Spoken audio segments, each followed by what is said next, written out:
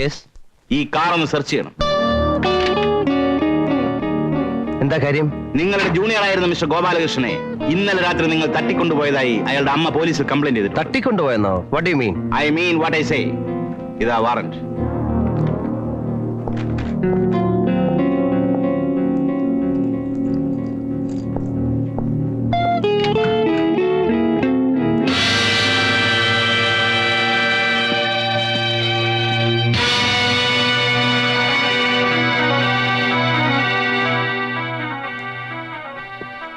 You are under arrest. പ്രതിക്ക് ജാമ്യം അനുവദിച്ചാൽ തെളിവുകൾ നശിപ്പിക്കുമെന്നുള്ള പ്രോസിക്യൂഷന്റെ വാദത്തോട് യോജിക്കുവാൻ കഴിയുന്നില്ല. പ്രതിക്ക് സമൂഹത്തിലുള്ള സ്ഥാനവും ഒരു അഡ്വക്കേറ്റ് എന്ന നിലയിലുള്ള പ്രാഗൽഭ്യവും കണക്കിലെടുത്ത് കോഡ് ഓഫ് ക്രിമിനൽ പ്രൊസീജിയറിലെ സെക്ഷൻ 437 പ്രകാരം പ്രതി ശ്യാം പ്രകാശിന് ജാമ്യം അനുവദിച്ചുകൊണ്ട് കോടതി ഉത്തരവായിരിക്കുന്നു.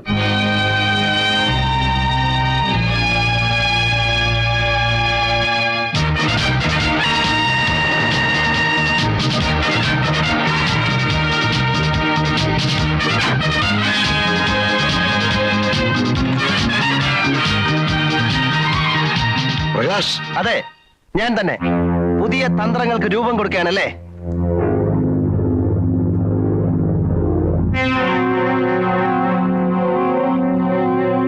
കൊലക്കേസിൽ കുടുക്കി എന്നെ എന്നേക്കുമായി അങ്ങ് ഒഴിവാക്കി കളയാമെന്ന് വിചാരിച്ചു അല്ലേ?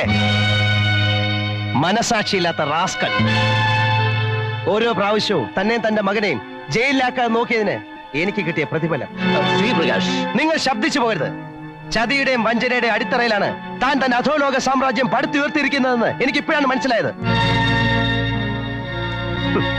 ഓരോരോ തിരിമറിക്കും അപ്പപ്പ കാശ് വാങ്ങിച്ച് സർക്കാരിനെ സേവിക്കുന്ന മാന്യൻ അധികാര കസേര ഉറപ്പിച്ചു നിർത്താനായിരിക്കും ഈ തെണ്ടികളുടെയൊക്കെ പാവസേവ സാർ നടത്തുന്നത്. മകൾക്ക് എത്രയും പെട്ടെന്ന് വേറെ ചെറുക്കനെ അന്വേഷിച്ചോണം. ഇവനുമായിട്ടുള്ള വിവാഹം ഞാൻ ജീവിച്ചിരിക്കുമ്പോൾ നടക്കില്ല.